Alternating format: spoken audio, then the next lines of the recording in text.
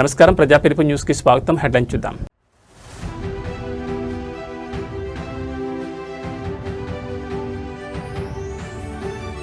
అమరావతికి ముగిసిన చట్టబద్ధత ప్రక్రియ, రాష్ట్రపతి ద్రౌపది ముర్ము ఆమోదముద్ర.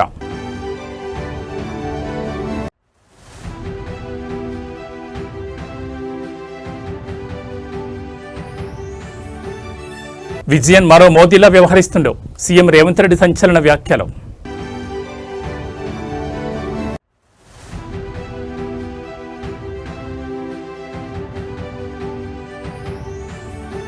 జమ్మలమడుగు రాజకీయంలో ప్రకంపనలు, ఎమ్మెల్యే పదవికి ఆదినారాయణ రెడ్డి రాజీనామా హెచ్చరిక.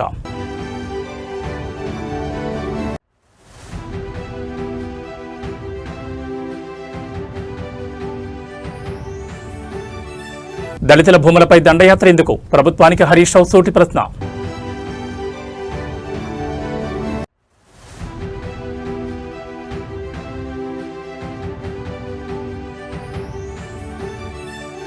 తెలుగు రాష్ట్రాలకు వాతావరణ శాఖ హెచ్చరిక, రానున్న 3 రోజుల పాటు వర్ష సూచన. ఇక డీటెయిల్స్ చూస్తే ఆంధ్రప్రదేశ్ రాజధానిగా అమరావతికి చట్టబద్ధత కల్పించే ప్రక్రియ సంపూర్ణమైంది. ఇప్పటికే పార్లమెంట్ ఉభయ సభల ఆమోదం పొందిన ఈ బిల్లుపై రాష్ట్రపతి ఆమోదముద్ర కూడా పడింది. ఏపీ పునర్వ్యవస్థీకరణ చట్ట సవరణ బిల్లు 2026 సోమవారం ఉదయం రాష్ట్రపతి భవన్కు చేరింది. సాయంత్రానికే దీనిపై రాష్ట్రపతి ద్రౌపది ముర్ము సంతకం చేశారు. రాత్రి 10 గంటలకల్లా గెజిట్ నోటిఫికేషన్ కూడా వెలువడింది. దీంతో అమరావతికి కేంద్ర స్థాయిలో చట్టబద్ధమైన రక్షణ లభించినట్లయింది.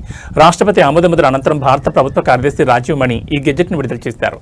2014 నాటి రాష్ట్ర పునర్విభజన చట్టంలోని 10 ఏళ్లు హైదరాబాద్ ఉమ్మడి రాజధానిగా ఉంటుంది. ఆ తర్వాత ఏపీకి ఒక కొత్త రాజధాని ఉంటుందని పేర్కొనగా, సవరణ చట్టంలో ఏపీకి అమరావతి కొత్త రాజధానిగా ఉంటుందంటూ స్పష్టమైన వివరణ ఇచ్చారు. అలాగే సిఆర్డీఏ చట్టం 2014 కింద నోటిఫై చేసిన ప్రాంతమంతా అమరావతి పరిధిలోకి వస్తుందని మరో సవరణ చేశారు. వెరసి 2024 జూన్ 2 నుంచే రాజధానిగా అమరావతి అమల్లోకి వచ్చినట్లయింది. రాజధాని అమరావతికి చట్టబద్ధమైన రక్షణ కల్పించేందుకు కూటమి ప్రభుత్వం కేంద్రంతో ఉత్తర ప్రత్యుత్తరాలు నడిచాయి. ఈ ప్రక్రియ మరింత పకడ్బందీగా జరిగేలా అసెంబ్లీలో తీర్మానం చేసి పంపాలని కేంద్రం సూచించింది. దీంతో మార్చి 28న శాసనసభ ప్రత్యేకంగా సమావేశమైంది.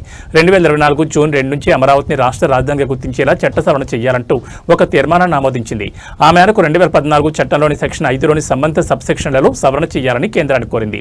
ఆ వెంటనే కేంద్రం కదిలింది. లోక్సభలో ఈ నెల 1, రాజ్యసభలో 2వ తేదీన చట్ట సవరణ బిల్లుపై ఆమోదముద్ర పడింది. దాదాపు 4.5 గంటల పాటు ఉభయ సభల్లో సవరణ బిల్లుపై చర్చ జరిగింది.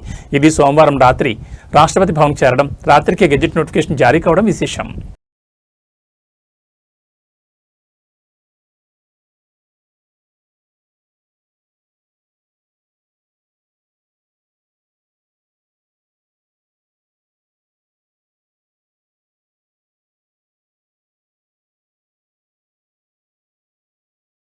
ఆంధ్రప్రదేశ్ రాజధానిపై నెలకొన్న అనిశ్చితికి తెరపడింది. ఏపీ ఏకైక రాజధానిగా అమరావతిని గుర్తిస్తూ ఆంధ్రప్రదేశ్ పునర్వ్యవస్థీకరణ చట్టం 2026కు రాష్ట్రపతి ద్రౌపది ముర్ము ఏప్రిల్ 6న ఆమోదముద్ర వేశారు. రాష్ట్రపతి ఆమోదం అనంతరం కేంద్ర న్యాయ మంత్రిత్వ శాఖ సోమవారం రాత్రి అధికారిక గెజెట్ నోటిఫికేషన్ జారీ చేసింది. దీంతో అమరావతి చట్టబద్ధంగా ఆంధ్రప్రదేశ్ ఏకైక రాజధానిగా మారింది. అమరావతిని రాజధానిగా గుర్తించాలని మార్చి 28న ఏపీ అసెంబ్లీ చేసిన తీర్మానం మేరకు కేంద్ర ప్రభుత్వం ఈ బిల్లును పార్లమెంట్లో ప్రవేశపెట్టింది. ఏప్రిల్ 1న లోక్సభ, ఏప్రిల్ 2న రాజ్యసభ ఈ బిల్లును ఆమోదించాయి. ఈ సవరణతో 2014 పునర్వ్యవస్థీకరణ చట్టంలోని సెక్షన్ 5(2)లో మార్పులు చేసి కొత్త రాజధాని ఉంటుందనే పదం స్థానంలో అమరావతి కొత్త రాజధానిగా ఉంటుందని చేర్చారు. ఈ పరిణామంపై ఏపీ మంత్రి నారా లోకేష్ హర్షం వ్యక్తం చేశారు. ఆంధ్రప్రదేశ్ ప్రజలందరికీ ఇది చారిత్రాత్మక రోజు. రాష్ట్రపతి ఆమోదంతో రాజధాని కళ అధికారికంగా సాకారమైంది. రాష్ట్ర భవిష్యత్ కోసం మద్దతుగా నిలిచిన ప్రధాని నరేంద్ర మోడీకి, బిల్లుకు మద్దతిచ్చిన ఎంపీలకు హృదయపూర్వక ధన్యవాదాలు. ఈ చారిత్రాత్మక ఘట్టానికి మార్గం సుగమం చేసిన అమరావతి రైతుల ఓర్పు, త్యాగాలకు ప్రత్యేక వందనాలు అని ట్వీట్ చేశారు. ఈ నిర్ణయంతో రాజధాని మార్పుపై భవిష్యత్తులో ఎలాంటి సవరణ చేయాలన్నా అది పార్లమెంట్ పరిధిలోనే ఉంటుంది. ఒక్క పార్టీ మినహా, టీమ్ 11 పార్టీ, ఆ ఒక్క పార్టీ మినహా అన్ని పార్టీలు కలిసికట్టుగా, ఇటు భారతీయ జనతా పార్టీ ఎన్డీఏలో ఉన్నా కానీ భారతీయ జనతా పార్టీ, జనసేన అయి ఉండొచ్చు, జేడీయూ అయి ఉండొచ్చు, అటు పక్కన కాంగ్రెస్, టీఎంసీ, ఆప్, ఎస్పీ అందరూ కూడా ముఖకంఠంతో ఎస్ ఆంధ్ర రాష్ట్రానికి శాశ్వత రాజధాని అమరావతి అని వాళ్ళు మాట్లాడతాం. ఈరోజు కూడా నాకు వచ్చిన సమాచారం మేరకు కరెక్ట్గా 11 పార్టీలు మాట్లాడింది. సో 11 నంబర్ అనేది గత పాలకులు చేసిన పొరపాట్ల వల్ల ఆ 11 నంబర్ అనేది వాళ్ళు వెంటాడుతుంది. సో ఈరోజు కూడా అనుకోకుండా 11 పార్టీలు మాట్లాడాయి. దాంట్లో ఒక పార్టీ యాజ్ యూజువల్ వాకౌట్, వాళ్ళకి ఫ్యాషన్ అది. కేరళ సీఎం పినరయి విజయన్ కు రాసిన లేఖపై తెలంగాణ సీఎం రేవంత్ రెడ్డి స్పందిస్తూ ఘాటు వ్యాఖ్యలు చేశారు. పినరయి విజయన్ ఎప్పుడు సిద్ధమన్నా తాను చర్చకు సిద్ధమని ఆయన సవాల్ విసిరారు. ఇవాళ ఆయన తిరువనంతపురంలో మీడియాతో మాట్లాడుతూ కీలక వ్యాఖ్యలు చేశారు. పినరయి విజయన్ కి రోల్ మోడల్స్ జ్యోతి బసు, సోమనాథ్ చటర్జీలా లేక నరేంద్ర మోడీ, అమిత్ షా అని ప్రశ్నించారు. కానీ ఆయన నరేంద్ర మోడీని తన రోల్ మోడల్ గా భావిస్తున్నారని, ఆయన పద్ధతులు కేరళ ప్రజలకు ఏమాత్రం ఆమోదయోగ్యం కాదని విమర్శించారు. విజయన్ ఓ ముఖ్యమంత్రిలా కాకుండా మరో నరేంద్ర మోడీ తరహాలో ప్రచారం చేస్తున్నారని ఆరోపించారు. పినరయి విజయన్ పై ఉన్న అవినీతి కేసుల నుంచి కేంద్రంలోని మోదీ ప్రభుత్వం ఆయనను రక్షిస్తోందని విమర్శించారు. అందుకే ఎన్ని ఆరోపణలు వచ్చినా ఆయనపై కేంద్ర సంస్థల చర్యలు తీసుకోవడం లేదని రేవంత్ రెడ్డి కామెంట్ చేశారు. దేశ రాజకీయాల్లో ఇండియా కూటమి భాగస్వాముల మధ్య ఇటువంటి వాగ్వాదం చోటు చేసుకోవడం ఇప్పుడు ప్రాధాన్యత సంతరించుకుంది. కేరళలో కాంగ్రెస్, లెఫ్ట్ పార్టీల మధ్య ఉన్న రాజకీయ వైరం ఈ వ్యాఖ్యలతో మరోసారి బహిర్గతమైంది.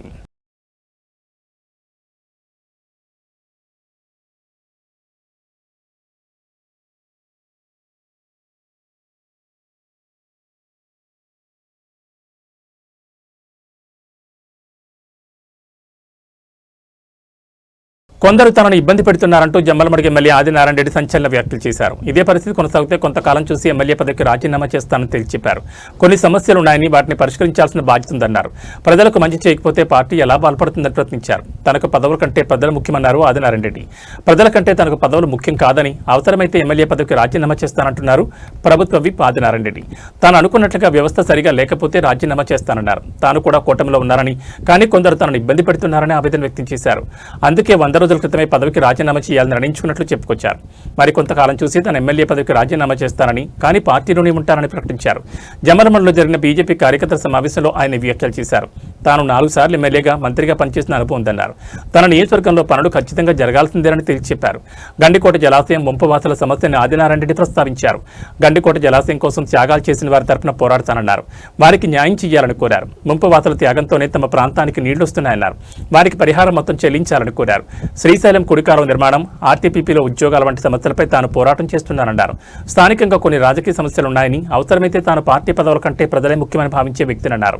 రాజీనామా చేస్తానని తేల్చి చెప్పారు. మంచి చేయకపోతే పార్టీ ఎలా బలపడుతుందని ఆదినారాయణ రెడ్డి వ్యాఖ్యానించారు. నన్ను కూడా చాలా కొన్ని నాకు బాధలు ఉన్నాయి. నన్ను కూడా బాధ పెడతారు పార్టీ పరంగా. ఎక్కడ ఈ పార్టీ కాదు, కొందరు పైన కూటమిలో కూడా నాకు బాధ ఉంది కొంత. ఆ బాధ నివారణ కోసం నేను మీకోసం నాకు ఈ పదవి కంటే మీరే నాకు అవసరమైతే నేను చూస్తా కొన్నాళ్ళ పాటు. దగ్గరకు వచ్చింది ఇప్పటికే 100 రోజుల కిందటే డిసైడ్ అయినా.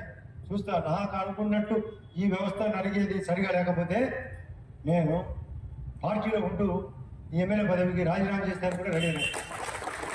నాకేమి దీని పెద్ద గొప్పలేదు. ఇది 4వసారి నాకు అనుభవం. నేను మంత్రిగా కూడా పనిచేసిన. ఎందుకు అన్ని పనులు ఖచ్చితంగా జరగాలి. ఆ ధర్మంలో వాళ్ళు కొన్ని ఉద్యోగ అవకాశాలు ఇవ్వాలి భూములు కోరుకున్నారు. అది పెండింగ్ ఉంది, అది పెంచి చేస్తాను కూడా. ఈ 4 సమస్యల పైన ఇంకా కొన్ని రాజకీయ సమస్యలు జరుగుతున్నాయి. దీనిలో ఏ తేడా వచ్చినా నాకు పదవి కంటే మీరే ముఖ్యమైన ఉద్దేశంతో మీ పార్టీ పనిచేయాల్సిన అవసరం ఏదైనా ఉంది. మంచి చేయకపోతే ఈ పార్టీ బలపడదు. దళితులు, పేద వర్గాల భూములపై రేవంత్ రెడ్డి ప్రభుత్వం ఎందుకు దండయాత్ర చేస్తుందో చెప్పాలని మాజీ మంత్రి హరీష్ రావు ప్రశ్నించారు. వికారాబాద్ జిల్లా పరిగి నియోజకవర్గంలో ఇండస్ట్రియల్ పార్క్ ఏర్పాటు కోసం ప్రభుత్వం చేపట్టిన భూసేకరణను వ్యతిరేకిస్తున్న బాధితులను పరామర్శించేందుకు వెళుతున్న ఆయనను పోలీసులు అడ్డుకున్నారు. హరీష్ రావు నివాసం వద్ద భారీగా పోలీసు బలగాలను మోహరించి ఆయన బయటకు రాకుండా అన్ని మార్గాల్లో మూసేశారు. ఈ సందర్భంగా ఆయన మీడియాతో మాట్లాడుతూ హైదరాబాద్ చుట్టుపక్కల ప్రాంతాలైన వికారాబాద్, భువనగిరిలో ఎక్కడ ఎస్సీ, ఎస్టీ, బీసీల అసైన్డ్ భూములు ఉంటే అక్కడ ఇండస్ట్రియల్ పార్కులంటూ నోటిఫికేషన్ ఇస్తున్నారు. ప్రజలను భయభ్రాంతులకు గురిచేసి భూములను లాక్కునేందుకు ప్రభుత్వం ప్రయత్నిస్తోందని విమర్శించారు.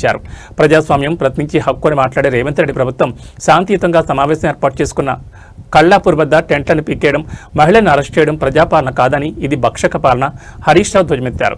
నాడు ఇందిరమ్మ పంపిణీ చేసిన భూములను నేటి ఇందిరమ్మ పాలనలో గద్దల్లా వాళ్ళు లాక్కోవడం దారుణమని ఆయన ఆవేదన వ్యక్తం చేశారు. సీఎం రేవంత్ రెడ్డి ఆలోచనలన్నీ కేవలం భూముల చుట్టూ తిరుగుతున్నాయని, మూసి, హైడ్రా, లగచర్ల నుంచి పరిగి వరకు పేదల ఇళ్లు, భూములపైనే దాడులు చేస్తున్నారని హరీష్ రావు ఆరోపించారు. రాష్ట్రంలో పరిశ్రమల కోసం సిద్ధంగా ఉన్న భూములను వదిలేసి పేదల పొట్టకొట్టి సాగు భూములను సేకరించడం వెనుక భారీ కుట్ర ఉందని విమర్శించారు.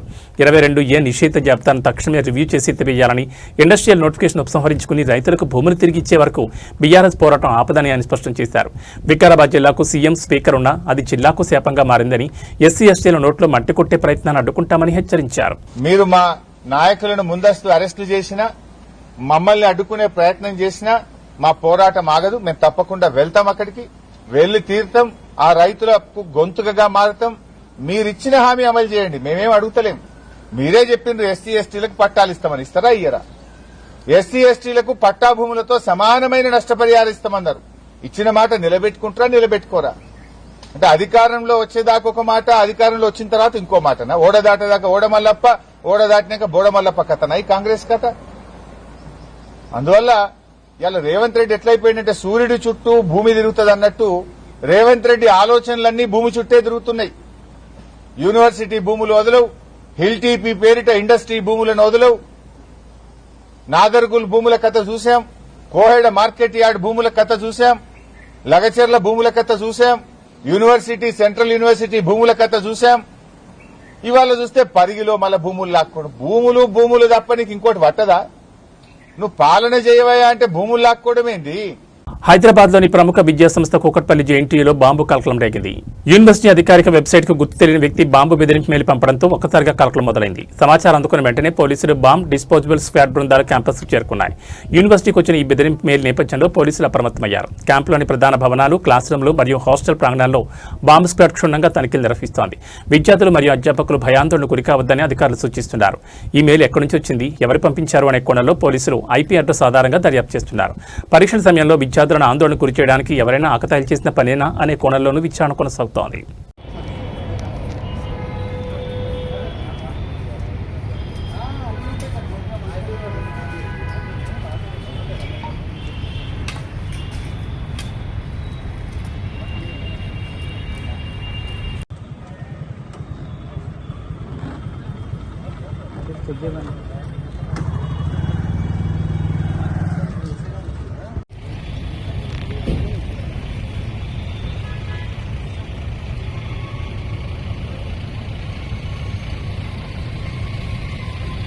హైటెక్ సిటీకి గుండెకాయ లాంటి మాదాపూర్ ప్రాంతంలో ప్రజలు నరకయాతన అనుభవిస్తున్నారు. ముఖ్యంగా అయ్యప్ప సొసైటీలోని 100 ఫీట్ రోడ్లో గత 5 రోజులుగా డ్రైనేజ్ వ్యవస్థ పూర్తిగా అస్తవ్యస్తమైంది. మురుగునీరు రోడ్లపైకి ఉప్పొంగి ప్రవహిస్తుండటంతో స్థానికులు, వాహనదారులు బెంబేలెత్తిపోతున్నారు. గత 5 రోజులుగా డ్రైనేజ్ లీక్ సమస్య పరిష్కారానికి నోచుకోలేదు. రోడ్డుపై మురుగునీరు చేరడంతో వాహనదారులు ఇబ్బందులు పడుతున్నారు. ముఖ్యంగా ద్విచక్ర వాహనదారులు జారి పడే ప్రమాదం పొంచి ఉంది. విపరీతమైన దుర్వాసనతో స్థానికులు నెలలో ఉండలేకపోతున్నారు. అంటువ్యాధులు ప్రబలే అవకాశం ఉందని ప్రజలు ఆందోళన వ్యక్తం చేస్తున్నారు. కాలనీలన్నీ జలమయం కావడంతో కనీసం నడిచి వెళ్లే పరిస్థితి కూడా లేదు. మాదాపూర్ అంటేనే ఐటీ హబ్, కానీ ఇక్కడ పరిస్థితి చూస్తుంటే ఏదో మారుమూల గ్రామం కంటే అధ్వాన్నంగా తయారైంది. అయ్యప్ప సొసైటీ 100 ఫీట్ రోడ్లో డ్రైనేజ్ పైపులు పగిలిపోవడంతో మురుగునీరు చెరువును తలపిస్తోంది. 5 రోజుల నుంచి ఫిర్యాదులు చేస్తున్నా జీహెచ్ఎంసీ అధికారులు మాత్రం నిమ్మకు నీరెత్తినట్లు వ్యవహరిస్తున్నారని స్థానికులు మండిపడుతున్నారు. దుర్వాసన భరించలేక ముక్కు మూసుకుని ప్రయాణించాల్సిన దుస్థితి నెలకొంది. చిన్నపిల్లలు, వృద్ధులు ఈ నీటి వల్ల వ్యాధుల బారిన పడే ప్రమాదం ఉందని కాలనీవాసులు ఆవేదన వ్యక్తం చేస్తున్నారు.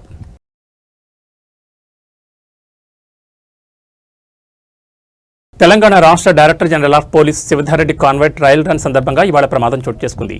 ములుగు జిల్లా వెంకటాపురం సమీపంలో జరిగిన ఈ ఘటనలో వాహనాలు స్వల్పంగా దెబ్బతిన్నాయి. రాష్ట్ర డీజీపీ పర్యటనకు ముందు భద్రతా ఏర్పాట్లలో భాగంగా పోలీసులు కాన్వాయ్ ట్రయల్ రన్ నిర్వహిస్తున్నారు. ఈ క్రమంలోనే వెంకటాపురం వద్ద వాహనాలు వేగంగా వెళ్తుండగా ఒక పోలీస్ వాహనం అదుపు తప్పి ముందు వెళ్తున్న వాహనాన్ని వెనుక నుంచి బలంగా ఢీకొట్టింది. ఈ ప్రమాదంలో 2 వాహనాలు స్వల్పంగా దెబ్బతిన్నాయి. అదృష్టవశాత్తు ఈ ప్రమాదంలో ఎవరికీ ఎటువంటి గాయాలు కాలేదని సమాచారం అందడంతో అంతా ఊపిరి పీల్చుకున్నారు. ప్రమాదం జరిగిన వెంటనే అప్రమత్తమైన సిబ్బంది వాహనాన్ని పక్కకు తొలగించి పరిస్థితిని సమీక్షించారు. డీజీపీ పర్యటనకు సంబంధించి భద్రతాపరమైన లోపాలు లేకుండా చర్యలు తీసుకుంటున్న సమయంలో ఈ ఘటన జరగడం చర్చనీయాంశంగా మారింది. కాగా తెలంగాణ, ఛత్తీస్గఢ్ సరిహద్దు అటవీ ప్రాంతంలో చీఫ్ కన్జర్వేటర్ ఆఫ్ ఫారెస్ట్ అధికారి సువర్ణతో కలిసి డీజీపీ శివధారెడ్డి పర్యటించబోతున్నారు. ఈ సందర్భంగా ఆయన కర్రెగుట్టలోని పామునూరు సిఆర్పీఎఫ్ బేస్ క్యాంపును పరిశీలించనున్నారు. అనంతరం పోలీస్ అవుట్పోస్టుకు భూమి పూజ చేసి మారుమూల గ్రామాలకు నిర్మిస్తున్న రోడ్లను ఆయన పరిశీలించనున్నారు. మావోయిస్టుల నుంచి కర్రెగుట్టలను స్వాధీనం చేసుకునే వేళ డీజీపీ శివధారెడ్డి పర్యటన అత్యంత ప్రాధాన్యతను సంతరించుకుంది.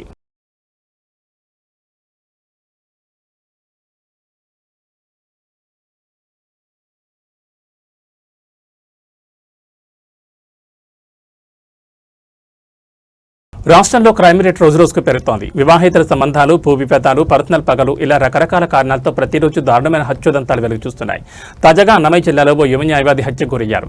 పీలేరు నియోజకవర్గం కేవీపల్లి మండల వడ్డిపల్లికి చెందిన న్యాయవాది ఎల్లయ్యను సోమవారం రాత్రి దారితోపిడి ముఠా దారుణంగా హతమార్చింది. తన ఇంటి వద్ద ఉన్న ఎల్లయ్యను రాళ్లతో కొట్టి చంపారు. గతంలో వడ్డిపల్లి గ్రామంలో కొందరు యువకులు ముఠాగా ఏర్పడి దారిదోపిడీలకు పాల్పడేవారు. ఈ కేసులో ఎల్లయ్య పోలీసులకు వారి గురించి సమాచారం ఇచ్చి పట్టించారు. అప్పటి నుంచి ఎల్లయ్యపై ఆ ముఠా కక్ష కట్టింది. చంపేస్తామని బెదిరించగా ప్రాణభయంతో ఎల్లయ్య పోలీసులకు ఫిర్యాదు చేశారు. ఆ తర్వాత తుపాకీ లైసెన్స్ కోసం అప్లై చేసుకున్నారు. ఈలోగానే దోపిడీ ముఠా ఎల్లయ్యపై దాడి చేసి దారుణంగా చంపేస్తుంది.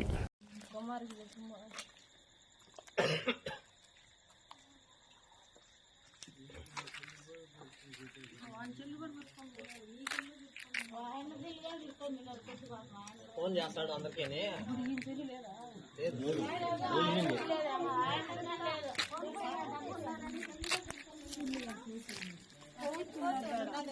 సెల్లు లేదులే, సెల్లులు కూడా ఎత్తుకోమన్నారండి సార్. సెల్లు కూడా అన్నది అందరూ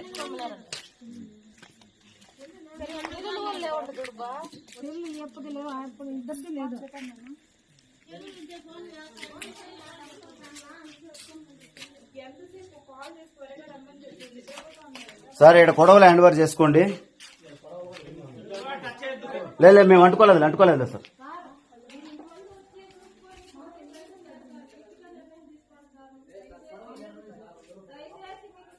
ఓ మహిళను పోలీసులు వేధిస్తున్నారని హెచ్ఆర్సీ ముందు ఆత్మహత్యకు పాల్పడిన ఘటన కలకలం రేపింది. కవాడిగూడ ప్రాంతానికి చెందిన మహిళ గాంధీనగర్ పోలీసులు తనను వేధిస్తున్నారని నాంపల్లి తెలంగాణ రాష్ట్ర మానవ హక్కుల కమిషన్ ముందు పెట్రోల్ పోసుకుని ఆత్మహత్యకు యత్నించిన ఘటన మంగళవారం చోటు చేసుకుంది. అక్కడే విధులు నిర్వహిస్తున్న పోలీసులు ఆ మహిళను అడ్డుకుని పెట్రోల్ బాటిల్ లాక్కుని హెచ్ఆర్సీ చైర్మన్ వద్దకు తీసుకెళ్లారు. పూర్తి వివరాలు ఇంకా తెలియాల్సి ఉంది.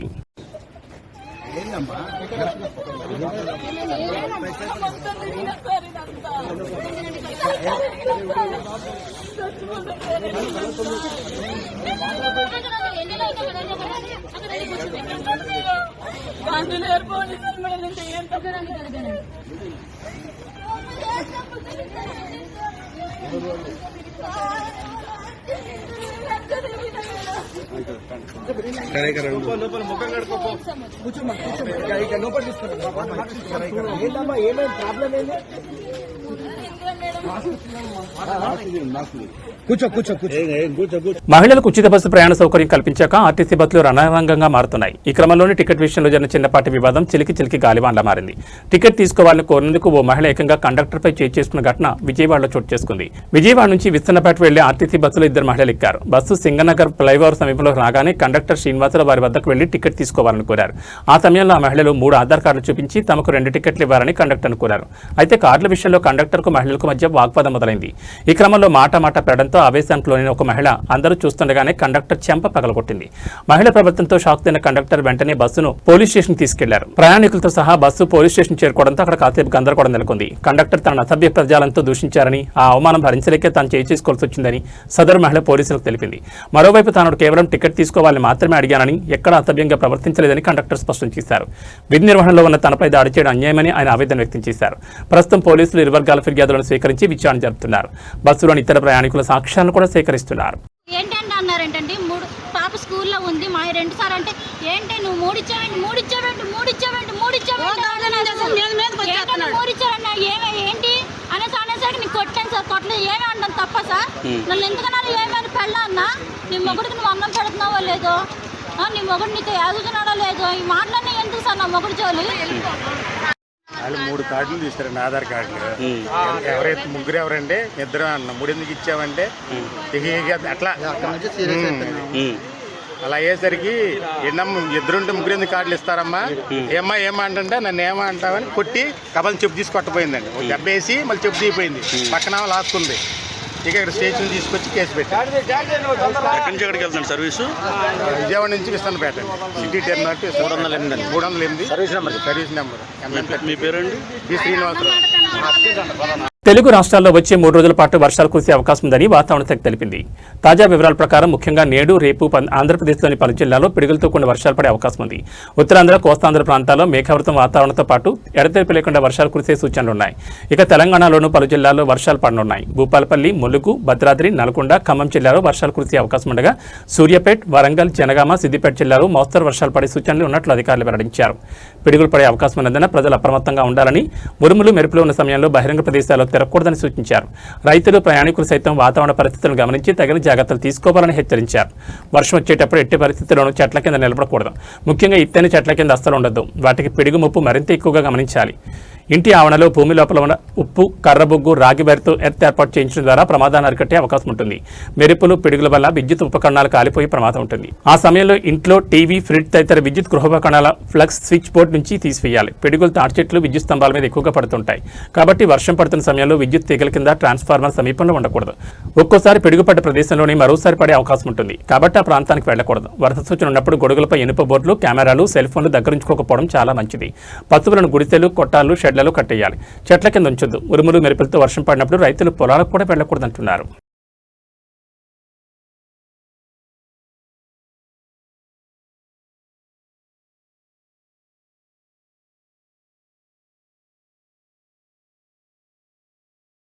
ఏబీ బులెటిన్ విశేషాలు. నమస్కారం.